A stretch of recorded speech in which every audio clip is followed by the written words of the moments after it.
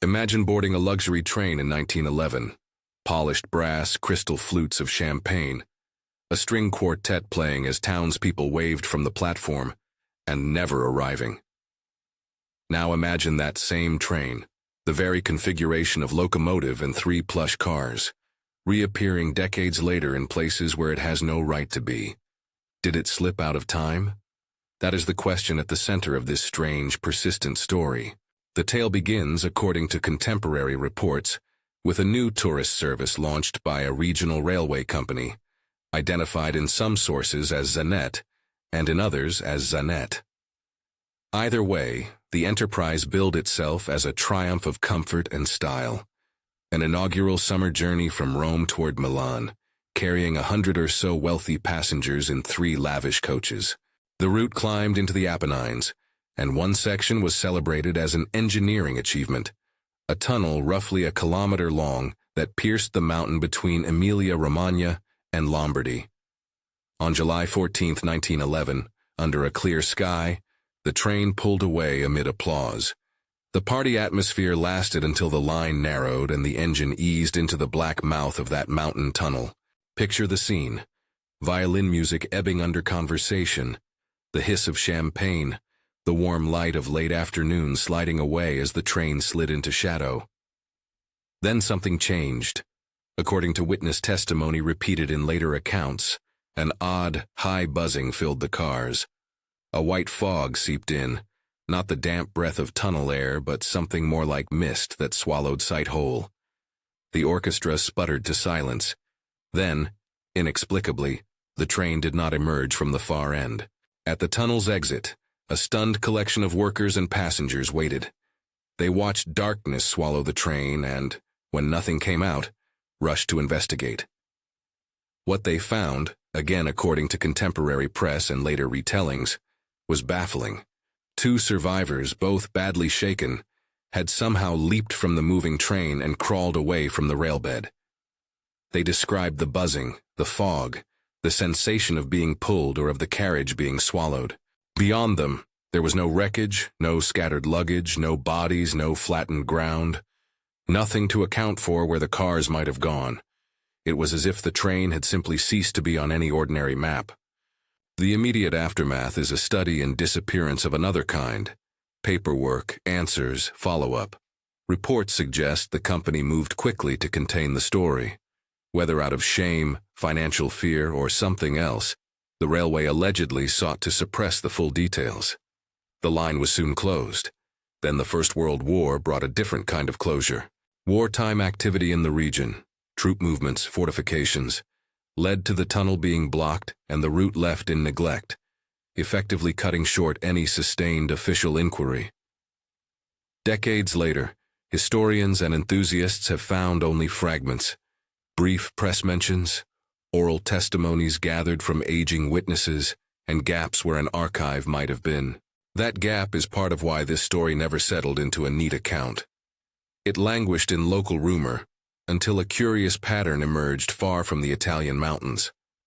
Starting in the mid-20th century and accelerating in certain pockets by the late 1980s and early 1990s, reports began to surface across Eastern Europe.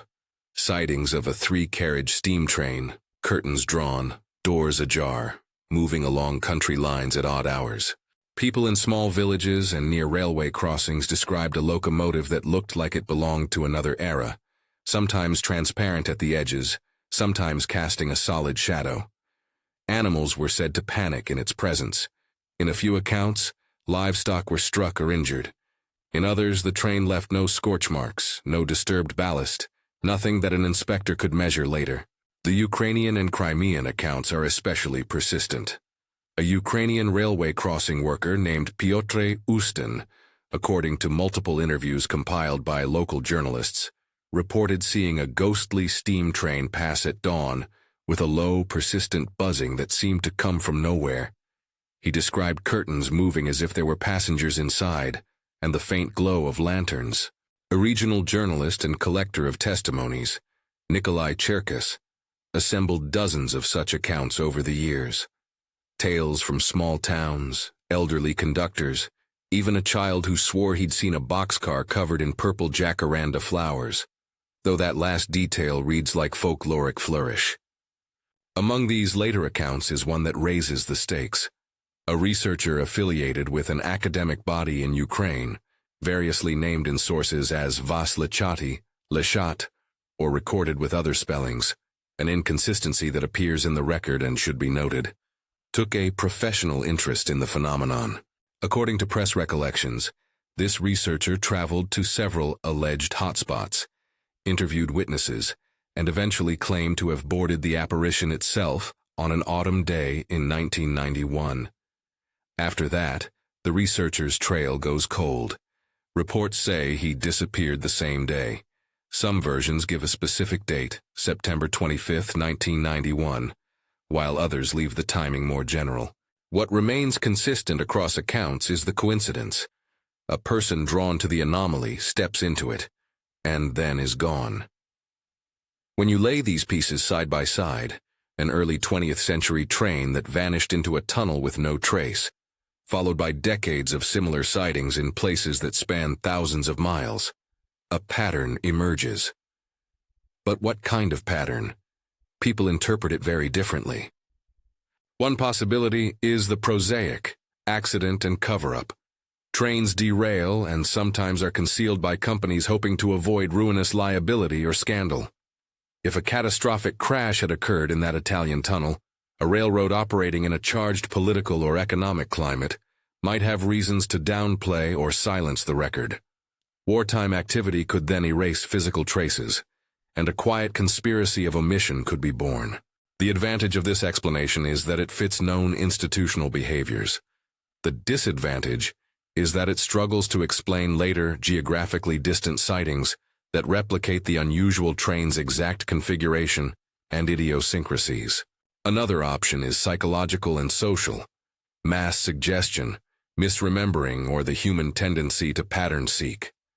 Train travel evokes strong sensory scripts, engine whistle, rhythm of wheels, the scent of coal, that can be summoned when a familiar sound or silhouette appears.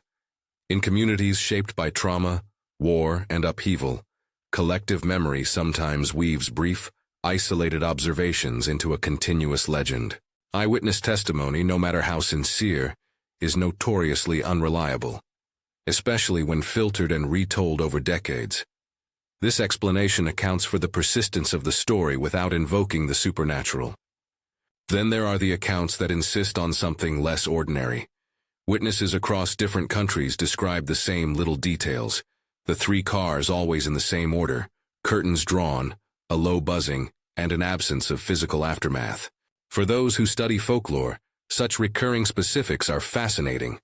They can indicate the spread of a motif, a train as a vessel of memory, or more provocatively, the idea of a time slip, a distortion in the ordinary fabric of space and time that briefly allows an object from one era to intrude into another. Time slip as a hypothesis is attractive because it accounts for the temporal discontinuity. A train disappears in 1911 and then is seen again in 1980s Ukraine. It is also, by construction, not scientifically verifiable. There is no method to measure a localized tear in chronology using the tools of conventional historical or physical inquiry. Folklore adds a final layer that greases the gears of imagination. One recurring rumor, almost certainly apocryphal but too vivid to ignore, says that a wealthy young man traveling on that ill-fated 1911 journey brought with him a jacaranda wood box containing the skull of the writer Nikolai Gogol, an object tied in popular lore to curses and misfortune. The image is cinematic, a purple-blossomed crate moving with the train, the skull inside as a talisman or a joke that looks like a sacrament. This sort of tidbit performs a cultural work. It gives a reason for why a train might be haunted, or why rumor clings so persistently. Even if it is invention, it tells us about how communities make sense of absence and danger, by pointing to objects that carry moral or supernatural weight. If you listen to the witnesses carefully, another theme snakes through their reports. The boundary between past and present is porous in certain places, at certain times. The low buzzing recurs in accounts like a sonic fingerprint, a motif that links the 1911 tunnel to a Ukrainian railroad crossing and to a Moscow sighting in the 1970s. In one report from the late Soviet period, a Moscow commuter swore he saw a steam train glide through a suburban stretch at night, its lamps burning dimly in fog that had no weather report to justify it. In 1955 and again in the 1980s, similar claims surfaced in the Balkans and even, curiously, as far north as Norway. Whether coincidence, shared archetype, or something stranger, the repetition is the engine that keeps the story moving. I'll offer two cautions before we turn this mystery over to you. First, human testimony deserves respect. Those two passengers who fled the carriage in 1911 reportedly crawled away in shock. Whatever they experienced was real to them, and any compassionate retelling of the episode must acknowledge that trauma. Second, we must distinguish between reporting and proof. When I say, according to local press, or witnesses described, I am not endorsing a supernatural reading. I'm presenting the way the story has been recorded and transmitted, through newspaper fragments, oral histories, and the odd scholarly curiosity. There are holes in the record. There are inconsistent spellings, like Zanette versus Zanet, and Lichati versus Lichat, which I point out because they remind us how messy history becomes once rumor and memory enter the frame. So where does that leave us? Mechanically speaking, the accident cover-up theory explains some things and demands that we accept a certain bureaucratic silence and a wartime erasure. Psychologically, the mass memory theory fits human behavior and the dynamics of legend formation. And then there is the time slip hypothesis, elegant in the way it ties the vanished 1911 consist to the ghostly cars glimpsed in the last century, but untestable by the methods historians and scientists typically use. If you ask me, the most honest position is to hold the mystery in suspension. Some stories collapse under the weight of evidence. This one, by contrast, gets stranger the more you chase it. A piece of technology designed to stitch landscapes together, a train, becomes in these accounts a seam where eras fray. Whether that seam is the result of human concealment, collective yearning, or something beyond our current understanding is open. The buzzing, the fog, the drawn curtains, they are the details that haunt and invite us to speculate, not to conclude. Before we go on, if this kind of strange historical mystery grabs you, tell us in the comments. Do you lean toward a cover-up, mass hallucination, or a genuine time slip? Decades after that Italian summer, the phantom train remains a durable image in corners of Europe. It appears in small, dislocated narratives. A crossing guard lighting a cigarette as an old locomotive glides by. A shepherd finding his flock unsettled, and paw prints leading nowhere. A curious researcher stepping onto a carriage that will not be found again. Each report amplifies the mystery, but none closes it. There is something almost poetic in that unresolved state. The vanished train refuses the tidy categories we like to impose: accident, hoax, myth, miracle, and instead sits where they overlap. If you prefer a rationalist reading, you can point to human error, company secrecy, war, and memory. If you prefer a more speculative frame, you can imagine a glitch in time, a brief folding of past and present that lets an object slip through. Both frames tell us as much about us, our fears, our need for narrative closure, our taste for the uncanny, as they do about the train itself. In the end, the better question might be less about what happened to that particular train, and more about how we handle absence. How do we record what vanishes? Who gets to decide when an event is worth investigating, and when it is left to folklore? A missing train becomes, in the telling, a site where cultural anxieties, about modernity, about the costs of progress, about what we lose when records go silent, are played out in steam and fog. So I'll leave you with the image that probably started it all.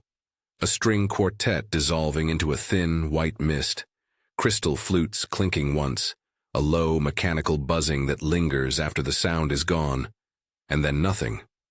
The mountain keeps its secret, and now, across time and countries, witnesses keep reporting the same ticking echo. Did a train slip between moments and reappear? Or does the story simply travel better than the train ever did?